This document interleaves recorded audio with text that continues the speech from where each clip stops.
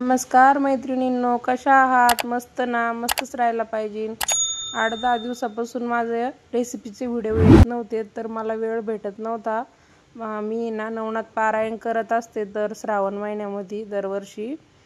तर ह्या वर्षी पण केलं आणि माझं आज उद्यापन होतं, तर तो थोडा व्हिडिओ शूट केला मी.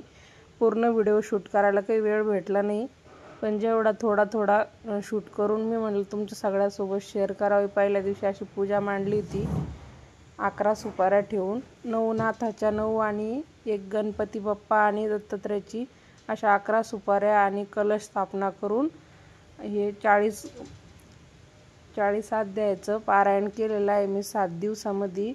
आणि आज शेवटचा दिवस होता उद्यापनचा, तर आरती ते केली. तुम्ही बघू शकता थोडेफार पाहुणे आलेले होते आणि काही आमचे इथले म्हणजे कंपनीतले माझ्या मैत्रिणी त्या होत्या. तर आता शेवटच्या दिवशी असं उद्यापन केलं मी. तर काय बनवलं होतं नैवेद्यासाठी तर ते सांगते तुम्हाला मी.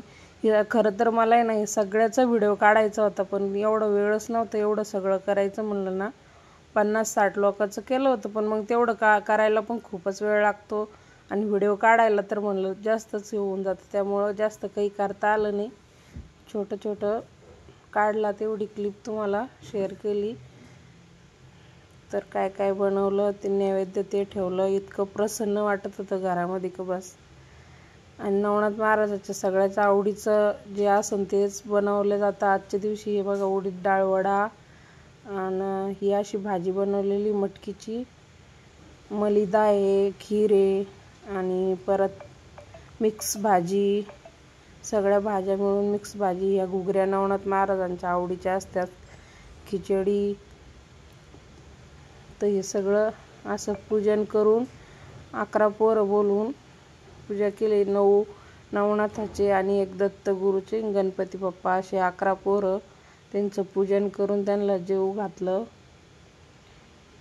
आणि हे सगळं केल्याच्या नंतर खूप मन प्रसन्न होतं. ते बघा अशा पद्धतीनं थोडं क्लिप शेअर केल्यामुळं. तर आजचं ही क्लिप तुम्हाला कशी वाटली, माझी पूजाचा व्हिडिओ तुम्हाला कसा आवडला तर नक्कीच कमेंट करून सांगा. तसं आता पूजन चालू आहे, तर सगळे मुलांना जेवायला वाढलेलं आहे.